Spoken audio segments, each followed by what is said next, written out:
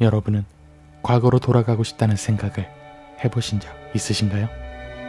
그때 그렇게 하지 않았다라면, 그때 그 사람을 만나지 않았다라면.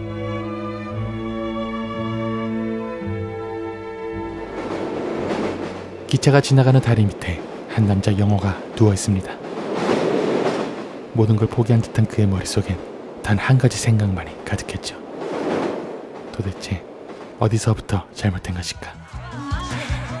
그는 소풍을 나온 듯한 사람들 속으로 터덜터덜 걸어갑니다.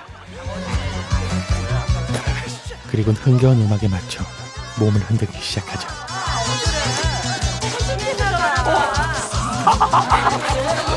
야! 이게 누구야? 너 김영환이야! 그래도 다들 날 기억하네. 그럼 기억하지? 영호를 오랜만에 만난 듯한 사람들은 반가워하며 술을 권하는데, 우리도 너한테 연락하려고 했는데 연락이 돼야지. 미안하게 됐다 야. 됐어요. 진짜 미안하다 연락 못해서. 연락을 못했다며 계속해서 사과를 하는 남자. 영호는 짜증이 나기 시작하죠. 정말 미안하다. 응? 또 있는데 알았으면 내가 연락을 해. 괜찮다잖아요. 소용없는 그의 궁색한 변명에 결국 폭발하는 영호. 분위기가 싸해지자 노래 하나 할게. 그가 마이크를 잡습니다. 반주도 없이 나 어떻게를 부르기 시작하는 영호. 나 어떻게 너 갑자기 가버리면 절규에 가까웠던 그의 노래에 주위 사람들은 불편해하기 시작하고 떠나가면 급기야 그에게서 마이크를 뺏어가기에 이르죠.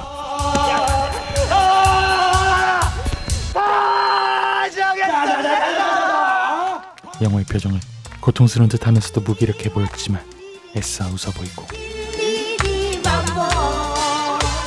주위의 시선이나 분위기 따위는 이미 안중에도 없던 그는 강물에 뛰어들기 시작합니다. 그리고 통곡을 하기 시작하죠.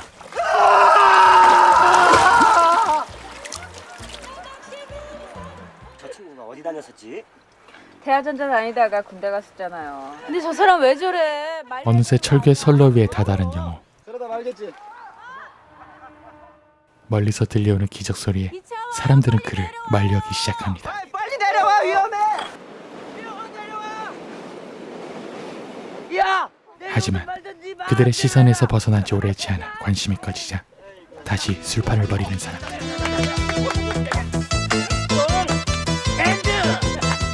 대체 왜 그래? 응? 내려와서 얘기 좀 해. 그는 단지 허공을 향해 누군지 어딘가인지 모를 곳으로 절규합니다.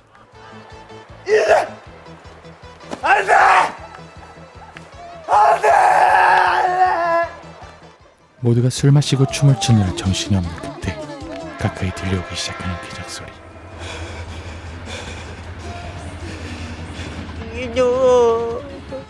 애초에 피할 생각이 없던 그는 자신에게 달려오는 기차를 뒤로 얹혀 고함을 지르기 시작합니다. 일그러진 표정의 그는 분노하고 있었습니다. 마침내 기차가 그를 덮치기 직전 그는 소리칩니다. 나 다시 돌아갈래! 그를 덮치는 기차를 향해 다시 돌아가고 싶다고 소리치는 영호. 그에게 무슨 일이 있었던 걸까요?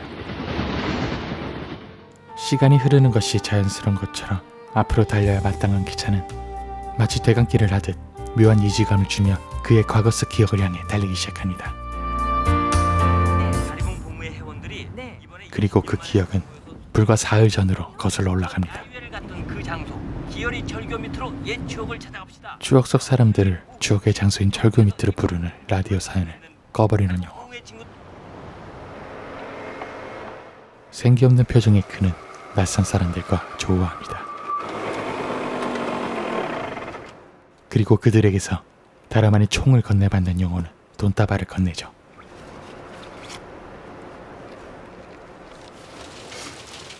비가 내리는 차 안에서 그는 총구를 자신에게 겨누는 연습을 합니다. 빈 방아쇠를 당겨본 그에게선 죽음에 대한 두려움도 삶에 대한 의욕도 찾아볼 수 없었죠. 이내 영호의 차가 출발하고 이를 마치 안내라도 하듯 기차가 지나갑니다.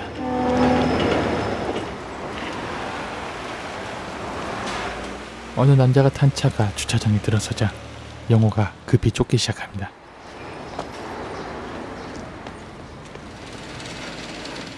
그리고 그 남자가 탄 차 앞에 모습을 드러낸 영호는 천천히 총을 겨누죠. 야, 왜 그래? 사장 왜 그래? 구사일생으로 목숨을 건진 남자 영호는 이미 달아나고 없었습니다. 그리고 영호가 뒤이어 찾아간 사람은 바로 이혼한 아내였죠.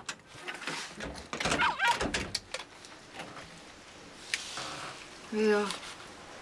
세민이는? 자요. 왜 하냐니까요. 올 일 없는데. 할 말을 찾던 영호. 뽀삐 보고 싶어서 왔어. 괜시리 강아지를 핑계 삼아 봅니다. 하지만 여전히 냉랭한 아내는 금세 그를 내쫓으려 하고, 아내를 바라보는 영호의 눈빛은 분노와 살기로 가득했었습니다.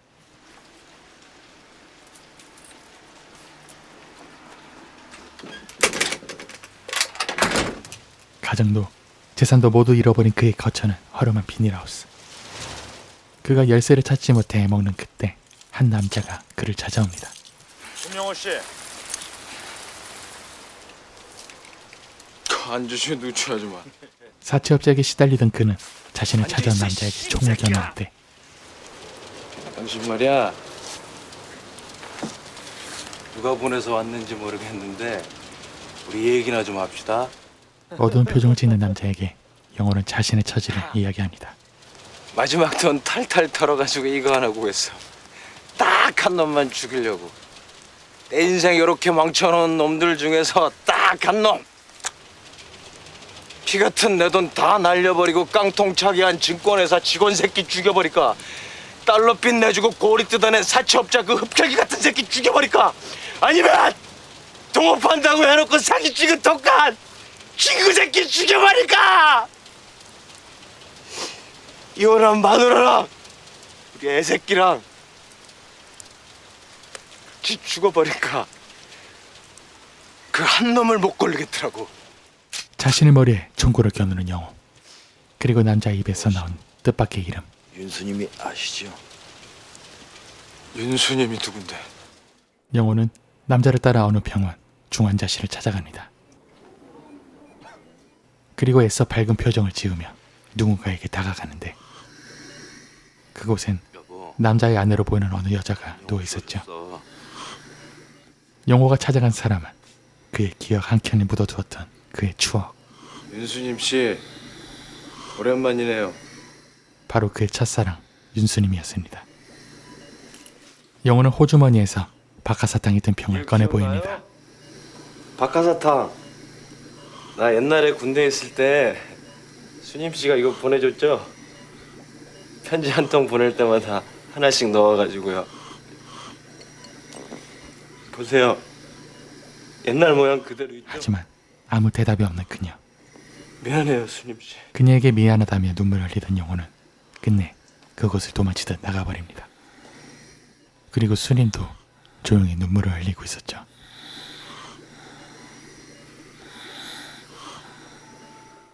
예상치 못한 그녀의 모습에 생각이 많아진 영호. 그는 벼랑간 다리를 절기 시작합니다. 절뚝거리며 떠나려는 영호를 붙잡는 수님의 남편. 김영호 씨, 이거 애기 엄마가 전해달라고 했어요. 자기 게 아니고 김영호 씨 거라고. 낡고 오래된 카메라를 건네받은 영호는 무겁고 아픈 발걸음을 옮깁니다. 하지만 영호는 그 길로 수님에게 받은 카메라를 버리려 하죠. 얼마 줄 수 있어요? 3만 원 쳐드릴게. 생각보다 헐값을 부르지만 어쩔 수 없이 수긍하는 영호는 그저 기가 막히기만 합니다. 이봐요, 아저씨. 카메라 안에 필름이 들었네. 가져가셔야지. 카메라를 판 돈으로 당장 급한 배고픔을 해결하는 영호. 하지만 이내 수님이 건네준 카메라를 헐값에 팔았던 사실에 자괴감에 빠져듭니다. 기차 소리에 울음을 묻은 그가 판 것은 카메라가 아니라 그의 추억이었을지도 모릅니다. 자괴감에 빠져든 영호의 기억은 1994년 어느 시점으로 달려갑니다. 야 미쓰리. 그때의 그는 같은 형사 출신인 강 사장과 함께 동업하며 승승장구하고 있었습니다. 올랐어? 타이어가 300원 올랐어요. 여느 때와 같이 강 사장과 점심이나 먹으며 시간을 때우려는데 전화 왔어요. 자신을 찾는 심부름 센터의 전화에 영호는 왠지 다급해 보였습니다. 그리고 잠시 뒤 그는 아내의 불륜 현장을 급습하게 되죠.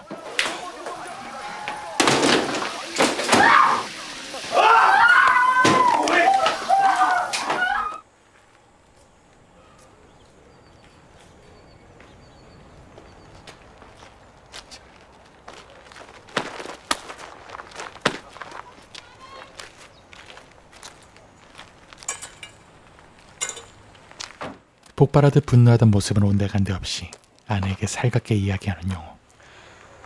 집에 들어갈 거야? 하지만 그에게선 아내에 대한 사랑이나 애정은 전혀 찾아볼 수 없었죠. 그래? 가 그럼. 불륜을 저지른 아내를 집으로 돌려보냈지만 정작 부하 직원 미쓰리와 불륜 중인 영호. 그는 이런 이중적인 자신의 모습을 애써 저 기차 소리에 함께 흘려보냅니다. 실컷 땀을 뺀 두 사람은 고깃집을 찾아왔습니다. 왜 그래? 모기 때문에. 그때 두 사람의 테이블 밑으로 공을 주우러 온 아이에게 장난을 치는 영호.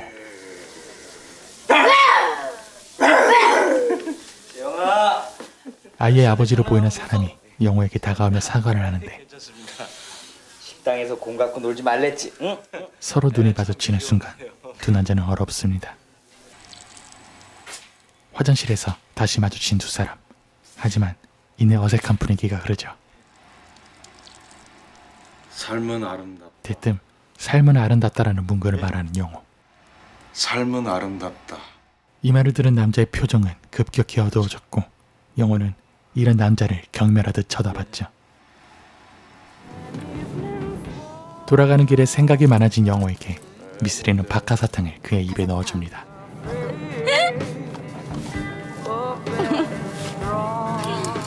박하사탕을 입에 먹은 그의 머릿속은 복잡하기만 했죠. 새로 이사온 집에 집들이를 준비 중인 영호의 아내와 영호의 불륜녀 미쓰리. 강 사장을 비롯해 영호의 지인들이 다들 모여있는 가운데 영호의 발 근처에서 노는 강아지가 성가신 그는 냅다 발로 차버리기 시작합니다. 그러자 격앙된 모습으로 영호에게 달려드는 아내. 분위기는 금세 냉랭해집니다. 민이 아빠는 걔가 미워서 못 살아요. 걔니까. 어색해진 분위기를 지인들이 애써 전환시키려 하는 그때 죄송한데요. 건배하기 전에 기도부터 먼저 하면 안 될까요? 갑자기 기도를 하자는 아내에 의해 분위기는 다시 이상해지기 시작하고 감사합니다. 이런 아내의 행동에 못마땅한 영호의 표정은 점점 굳어지기 시작했죠. 직원 모두에게 가정의 화목과 건강. 가슴을 가득 메우는 답답함과 황당함 그리고 분노가 차오르기 시작할 때쯤 기도를 이어나가는 아내가 흐느끼기 시작하고 결국 영호는 참지 못하고 자리를 박차버립니다.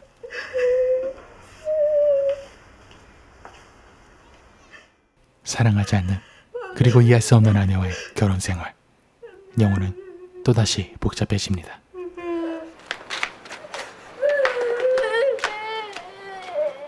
결국 집을 떠난 영호. 그를 찾는 아내의 공허한 외침만이 메아리로 그곳을 가득 메웁니다. 영호의 기억은 다시 시간을 달리며 1987년의 어느 순간으로 그를 데려다 놓습니다.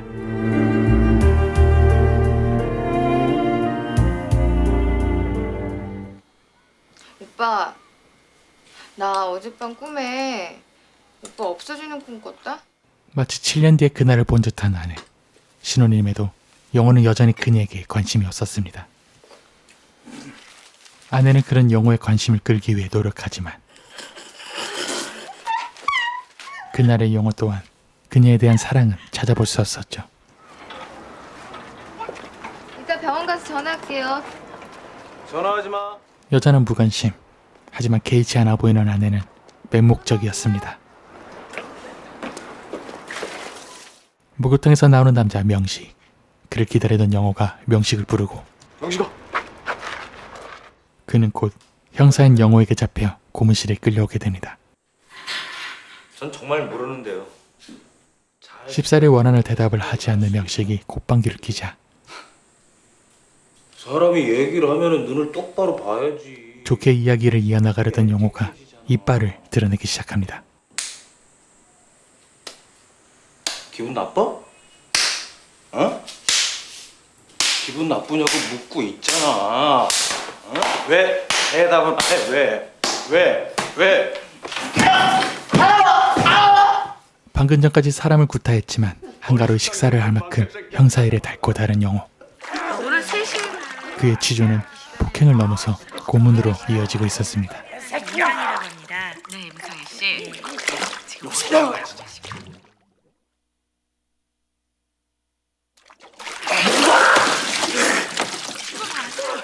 원하는 대답을 듣기 위해서라면 그 어떤 악독한 행위도 서슴지 않는 영호의 모습. 지금 어디는 정말 몰라. 고문을 하는 그의 눈빛은 살기로 가득했습니다. 그날 저녁 고문을 마친 형사들은 오랜만에 회식을 하는데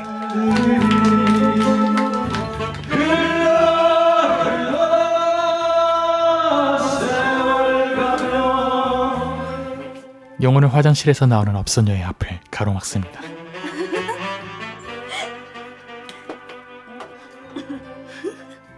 미성년자지. 그녀가 미성년자임을 알아챈 영호는 그녀를 채근하기 시작하고 미성년자지. 다시 한번 이런 데서 나한테 들키면 그때 가만 안 둬. 거의 협박에 가까운 말로 그녀를 술집에서 그만두게 만듭니다. 죄 없는 사람을 고문하던 형사가 이제 와서 청소년을 계도하는 모습이라니. 그는 거울 속에 비친 자신의 모습이 가식적이고 이중적으로 느껴집니다. 회식 자리에서 홀로 나온 영호는 결국 명식을 설득하게 되고 원식이 군산 선배 집에 있다는 거 거짓말 아니지? 그에게서 원하는 대답을 듣게 됩니다. 동지를 배신했던 생각에 한없이 눈물을 흘리는 명식. 영호는 손수 휴지를 건네주는데 마지막으로 하나 묻고 싶은 게 있거든. 네가 일기에 그렇게 썼대. 삶은 아름다운 거라고. 너 정말 그렇게 생각해? 명식이 실토한 핵심 인물 원식을 잡기 위해 군산을 찾아온 영호와 형사들. 김영호 씨는 군산에 아는 사람 있어? 동료의 질문에 그는 멋쩍게 웃으며 첫사랑에 대한 이야기를 합니다. 군산이었는데. 첫사랑 애인이요. 얘는요 여자 꼬실 때마다 꼭 지 첫사랑 애인 얘기를 해요. 그렇게 실없는 이야기를 하며 이어나가던 잠복은 어느새 늦은 밤까지 이어지고 브라질 보니까 오늘 밤 꼬박 3개 생겼구만. 동료들은 명식 때문에 밤을 샌 영호에게 잠시 눈을 붙이고 오라고 이야기하죠. 그렇게 여인숙을 찾던 영호는 어느 허름한 술집 앞을 지나게 되고 뭐예요? 술집의 여인 경아에게 말을 붙이기에 이르죠. 출장 오셨나 보죠? 사람 찾으러 왔어요. 어떤 사람을 찾아요? 첫사랑을 찾으러 이곳에 왔다며 경아를 속이기 시작하는 영호. 내 첫사랑 여자가 살고 있다는 얘기를 들었어요. 감성 짙은 그의 이야기에 경아는 관심을 보이기 시작하죠. 만나려고 온 게 아니에요. 그 여자가 걷는 길을 나도 걷고 싶고 또 그 여자가 보는 바다를 또 보고 싶고. 결국 영호는 자신의 첫사랑을 팔아 경아와 하룻밤을 보내는 데 성공하게 됩니다. 다음 날 터덜터덜 걷는 영호와 느닷없이 구두끈을 묶는 어떤 남자. 동료 형사들은 능청스레 연기를 하며 영호에게 다가오고 우리 개날이었다면서? 에이씨. 이내 그를 지나쳐 달리며 그 남자를 쫓기 시작합니다. 그 남자가 바로 그토록 찾던 원식이었기 때문이죠. 왜 자꾸 시키는 바? 아침에 해장국 먹으러 가기로 약속했거든요. 군산에서? 누가고? 잠시나마 영호의 첫사랑이 되어준 경아는 하염없이 그를 기다리고 있었습니다.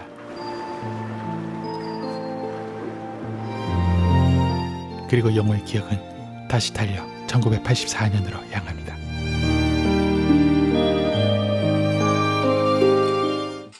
이제 갓 형사로 일하게 된 영화, 그를 짝사랑하는 식당집 딸 홍자. 밥 먹을 때 신문 좀 보지 마요. 왜 그래? 오빠 왜 경찰이 됐어요? 몰라. 오빠 경찰이랑은 무관심한 영호에게 애써 말을 붙이는 홍자의 뒤로 강형사가 나타납니다. 강형사의 손은 천연덕스럽게 홍자의 엉덩이로 향했죠.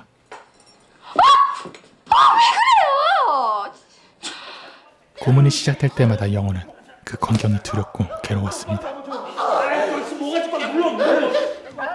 막내였던 영호는 잠시 숨을 돌리는 선배들에게 커피를 돌리고 있었는데 왜? 이거 해볼래? 강형사가 영호에게 기회를 줍니다. 야, 전화. 어?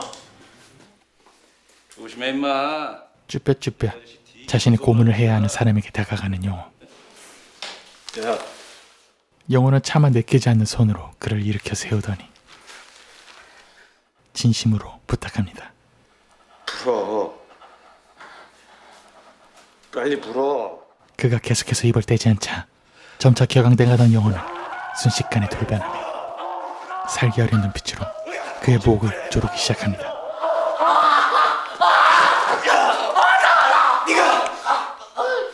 네가 그렇게 대단해!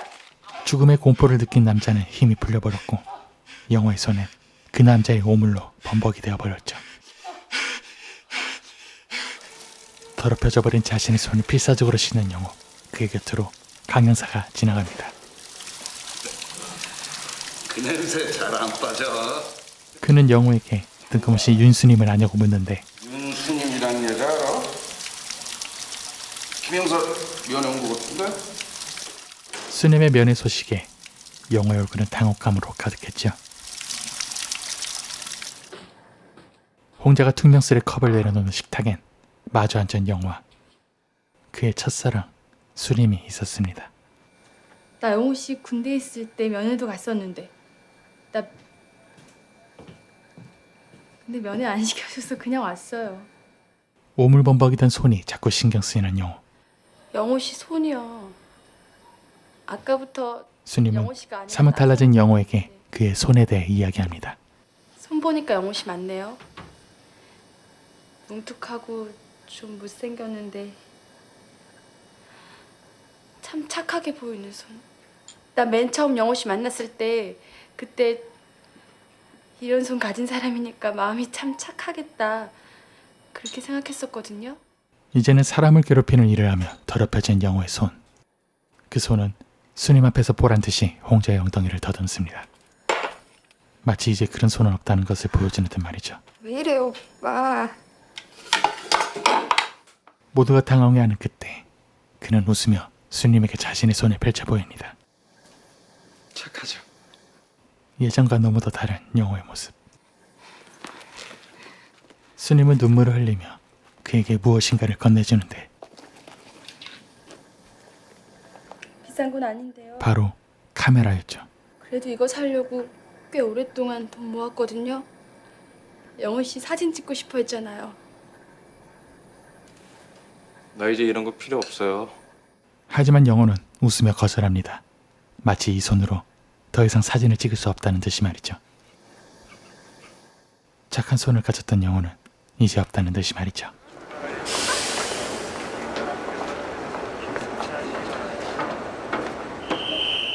아쉬운 듯 마지못해 기차에 오르는 수님에게 영호는 카메라를 돌려줍니다. 그리고 떠나는 그녀를 보지 않으려 애써 돌아서는 영호는 발을 절기 시작했죠. 그날 밤 회식 자리에서 빠져나온 영호는 하염없이 자전거를 타며 생각합니다. 어쩌다 이렇게 돼버린 것일까? 흥청망청 술 마시며 노래 부르는 선배 형사들. 영호는 자전거를 멈추고 그들을 노려봅니다. 그리고는 자신의 손을 더럽히게 만든 그들의 곁을 자전거를 타며 맴돕니다. 하지만 이내 또다시 발의 고통을 느끼며 쓰러지고 말죠. 다시 일어난 영호는 그들에게 소리칩니다. 그의 모습은 마치 군인 같아 보였죠.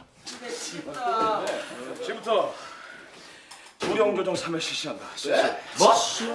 자신의 명령을 따르지 않는 그들에게 갑자기 무자비한 폭행을 시작하는 영호.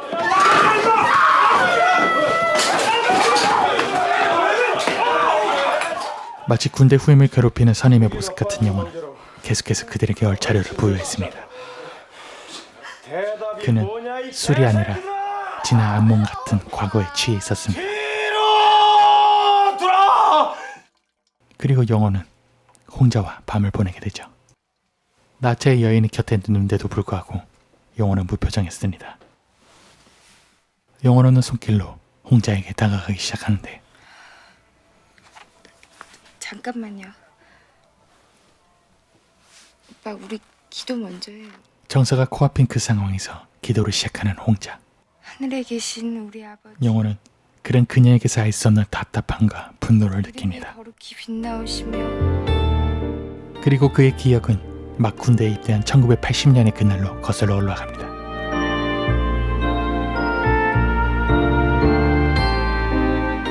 영호와의 면회를 위해 부대를 찾아온 수님.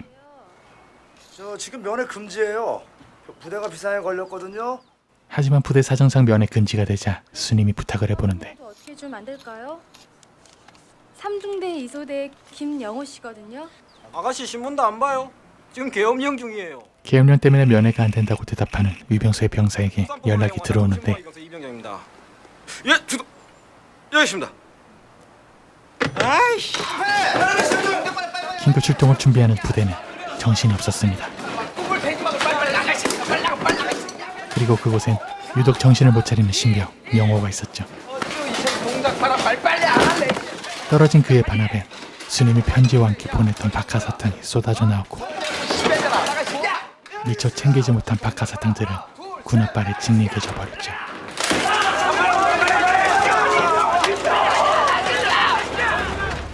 육공을 타고 부대로 빠져나오는 군인들이 술렁이기 시작하고 그들의 시선 끝엔 영호를 만나지 못한 수님이 있었습니다. 그리고 뒤늦게 수님을 발견한 영호. 군가를 부르는 영호의 눈은 점점 멀어져가는 수님을 쫓기에 바빴습니다.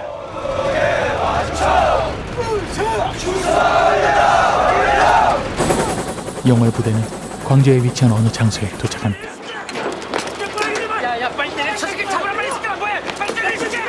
그리고 그들은 시민들을 추격하며 총을 쏘기 시작했죠. 한 발의 총선과 함께 쓰러지는 영호. 하지만 이내 일어나 다시 매달리죠.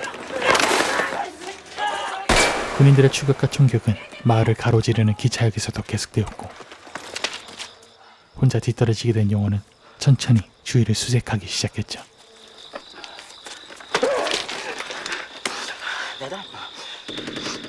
계속되는 총성에 산인관 영호는 그곳을 빠져나가려 하는데 어딘지 불편해 보이는 영호가 절뚝거리다 이내 주저앉고 말죠. 군화에 물이 찼다는 말만을 계속 반복하는 영호의 표정은 일그러져 있었고 결국 영호는 찌걱거리는 군화를 봤는데 그의 군화에서 피가 쏟아져 나옵니다. 새끼니 총 맞았네 새끼야. 야 김영 이거 꼼짝 말고 있으라. 내가 가서 사람들 데리고 올게. 알았지? 선임은 사람을 부르기 위해 떠나고 영호는 홀로 남겨지게 됩니다. 그리고 그때 들리는 인기척. 순간 얼어붙은 영호는 천천히 자신의 소총을 들기 시작합니다.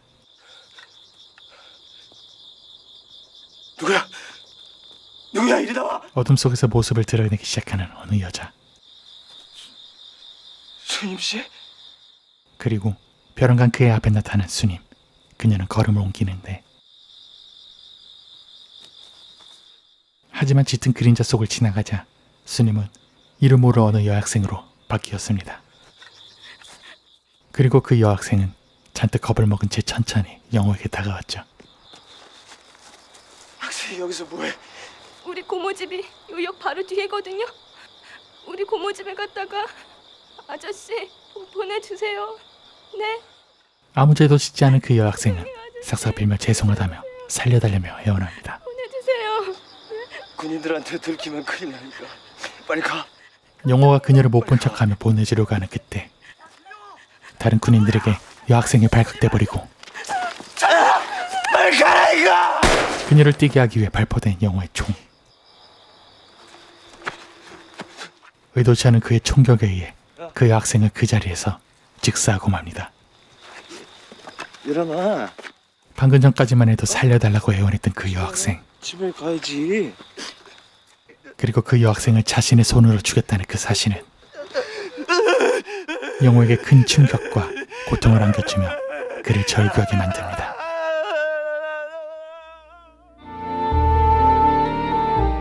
그리고 그의 기억은 종착역인 1979년에 가을로 들어섭니다.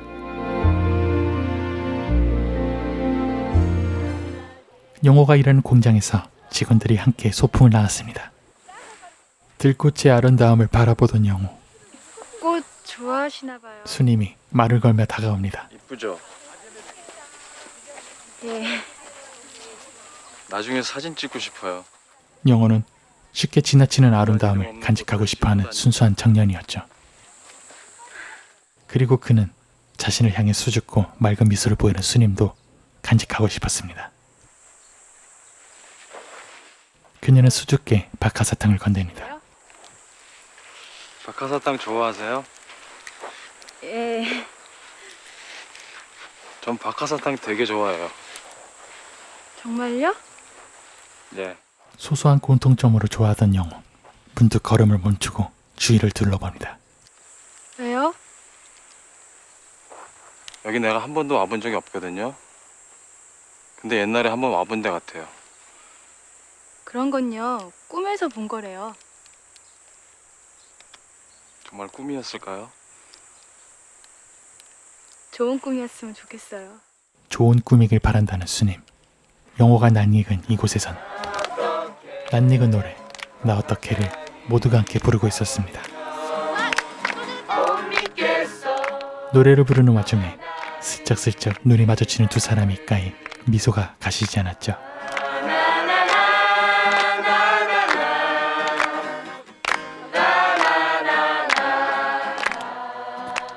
잠시 무리를 빠져나온 영호는 왠지 낯설지 않는 이곳을 천천히 둘러보기 시작합니다.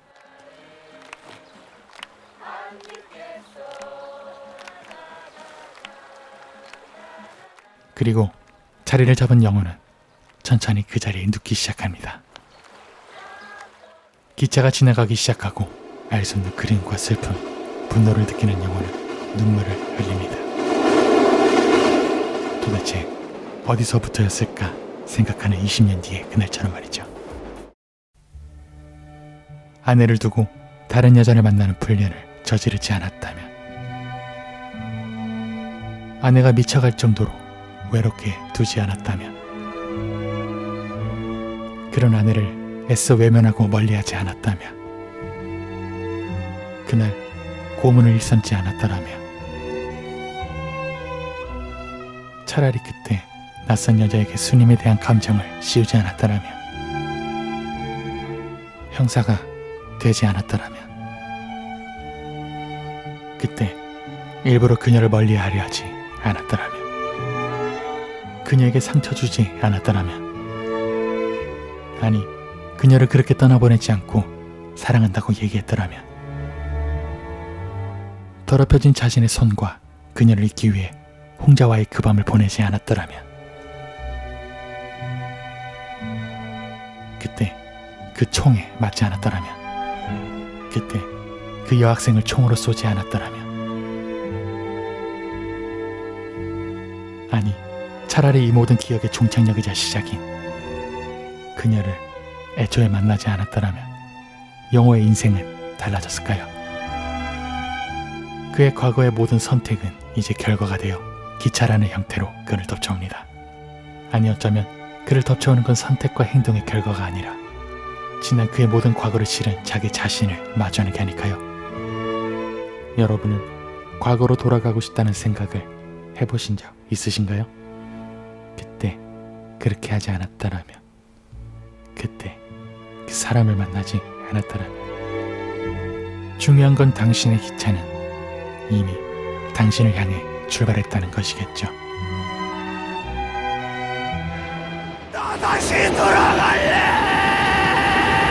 과거를 그리워하고 또 후회하는 당신에게 보여주고 싶은 영화, 이창동 감독, 설경구 주연의 박하사탕이었습니다.